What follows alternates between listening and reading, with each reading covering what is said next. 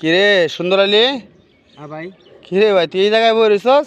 কি করতাম ভাই, আমরা তো দেখছেন আপনি আমার এলাকার মানুষ, গ্রামের মানুষ, কত কষ্ট করে ভিডিও বানাই তাই বলে তুই কাঠ মিলে বই থাকবি নাকি? কি করতাম ভাই, মনটা এখন এইটা একটা শান্তির জায়গা পাইছি, ঈদের পরে জায়গাটা নীরব আছে, এই কারণে বলছি কত ভিডিও চালাম। আপনি তো আমার কয়দিন কইছেন কিরে তুই পাগল হয়ে গেছিস গা, কত ভিডিও চাচ্ছি ভাই, কেউ দেখে ভাই, কেউ লাইক দেয়, কেউ কমেন্ট করে ভাই। আরে শোন, কেউ তোর ভিডিও দেখুক বা না দেখুক, দেখবো না কি লেগা?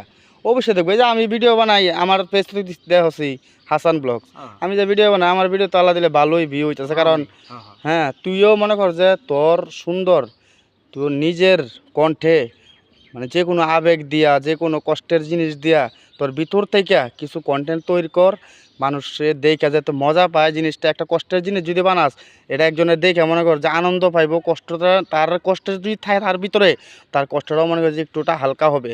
এই ধরনের ভিডিও তুই সাপোর্ট মনে কর যে তুই তোর পেজে কন্টেন্টের ছাড়বি। হ্যাঁ, আর ভিডিও কন্টেন্ট ছাড়তে হবে, হয় তোর ভিউ হোক বা না হোক, ভিডিও কন্টেন্ট ছাড়া যাবি, দেখবি আল্লাহ পাকে একদিন তোর দিকে মুখ তুলা চাইবই। ভাই আজকে আপনার কথা খুব ভালো লাগছে, আজকে দেখে আমি ভিডিও ছেড়ে দেবো, ভালো ভালো কাজ করবো। হ্যাঁ, আর ফেসবুকের গাইডলাইন মেনে চলুন। হ্যাঁ, ফেসবুকের গাইডলাইন মান্য চলবি।